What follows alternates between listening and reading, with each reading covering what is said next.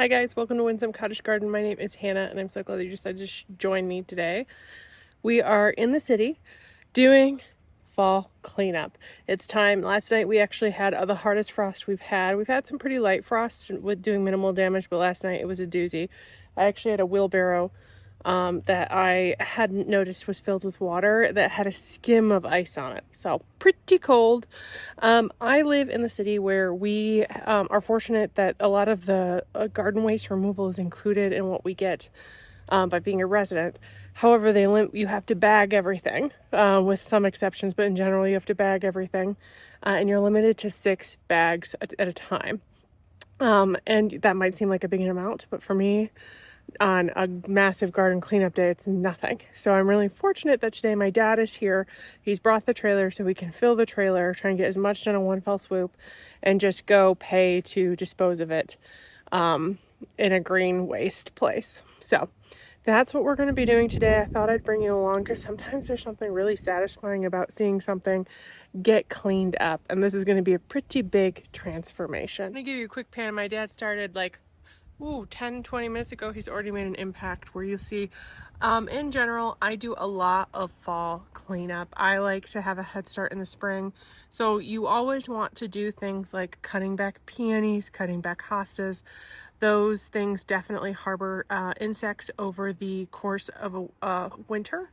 And if you've had like a fungal issue with a plant, make sure you cut that back as well. There are a lot of things you can do to help set yourself up for success next year. So my dad's actually back there doing stuff. Or may not cut back some of the purple cone flowers. They're a really great forage for birds, but this is an area that I'm going to want cleaned out in the spring, so I think I might do it now when I have the trailer rather than wait, because I'm going to be doing some things in here early spring. So I need that space done. And I cut back irises, which is something that is a little bit controversial, but it helps me with some slug and whatnot issues that I don't want to do. The other big project we're going to be tackling is pulling out the garden. You can see the tomatoes have bit it, as you might expect from a hard frost.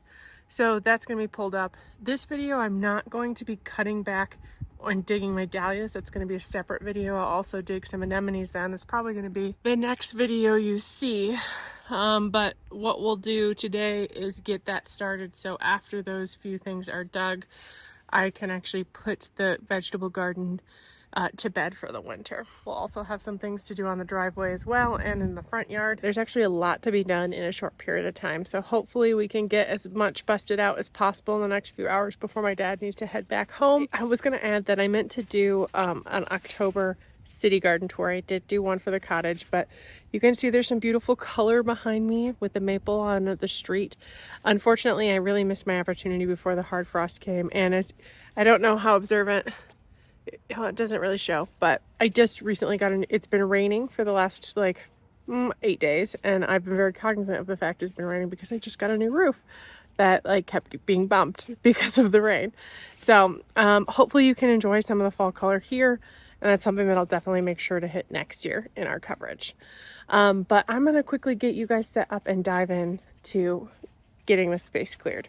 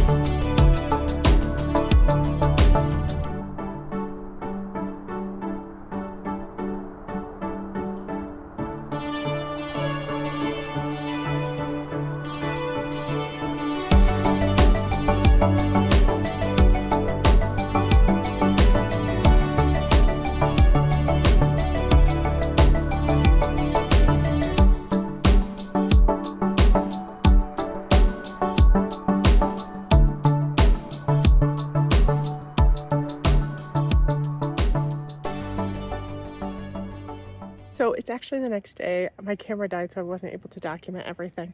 But I thought I'd give you a walk around, show you what we were able to do before ending this video and actually starting a new one, because as you might expect with fall cleanup, there's always more to do. So let's start with what we did get cut back. We focused primarily on cutting back things like hostas and peonies. So you'll see that I haven't done anything with my dahlias yet. That'll be in another video. You want to wait until they've completely died back. This has obviously been hit by, well, that it's been hit by a couple hard frosts. This one has been, but it's not fully done. So we're actually going to help this along in the next video.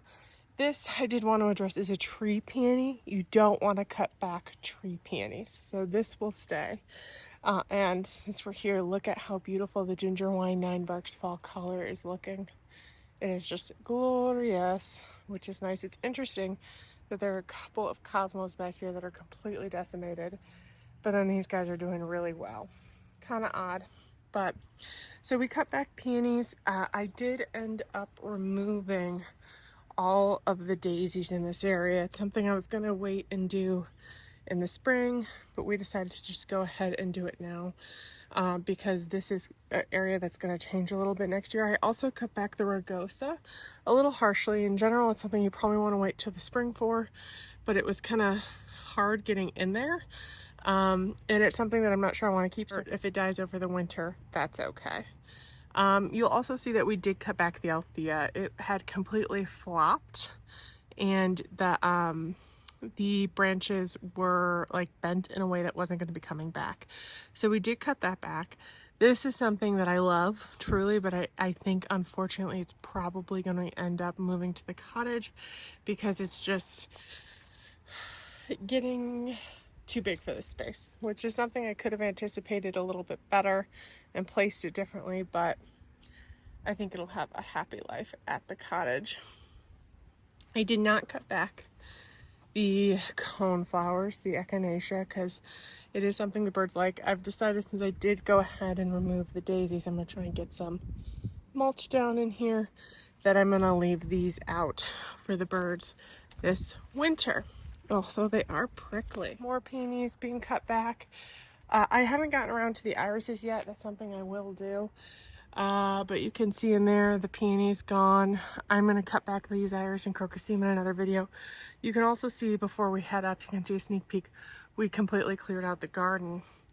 These were a little damp and damaged, so I've got them out drying. I'll probably put them away today, because organizing the tool shed, that's really going to be a task. You know, I hope I am not alone in that. Like, I start out the season so organized. I do a little clean, like once a month, end of season. But then there's some time between like August and now that everything goes to hell in a handbasket. So I need to do like a pull it all out, put it all back type of clean. I'll probably do that sooner rather than later. We also went ahead and cut back the hostas we've recently planted here. I was not going to cut them back this year, but the leaves were completely shot because of the frost anyway. And we did cut back the hostas in that area. Over here, you'll see my brush pile did go, and we pulled everything that weren't dahlias or anemones out of this space. So one of my next jobs is actually going to be putting this to bed, but that'll probably be in the next video. I do want to come in and try to hand pick some of the tomatoes and stuff out. I need to try and get stuff out of the gravel. There are a couple things that I really regret. I'm sure I'll do a larger garden video, but tomatillos in general were a fail, and they are so messy. Like, I'm not going to do them again. So I need to come in and clean this out a little bit better, and then put it to bed, which to me means I actually have food grade plastic that I cover all of these with to help with weed suppression. I want to get that down sooner rather than later, so that the heat that we have in the next week or two, and by heat I mean like 60s, will help any weed seed or other seeds germinate and hopefully kill it. But to try and prevent some of what happened earlier this year, if you were watching, you might remember that worked and helped a lot, but then I just had like pockets of seeds of tomato seeds coming up where every tomato landed that I didn't pick up. So I'm going to try and fix that this year. But I mean, it's a really big change compared to what it was. We also did some cleaning back there. More stuff to come out in all of those areas. I need to get the cages handled, but they all get organized back here for winter in a way that I'm not quite ready for yet. So things to work on. Dahlias, but before I can put this to bed, I gotta get the dahlias cut back, the anemones dug, and there's some more cutting back to be done. But I mean, it's great progress, really. Other stuff, we didn't really do anything in the front yard, but I did get these guys all cleaned out, so these will also get put to bed. Some other things that I need to do some tidying with, but and I got this all taken care of. And you'll also note my dad cut back the hydrangeas. Now this is a harder prune than I would really recommend doing at this time of year. Usually you don't want to do this kind of pruning till the spring. I thought he was just going to come along and shear it up, but he kind of brought it around the whole thing, so that's okay.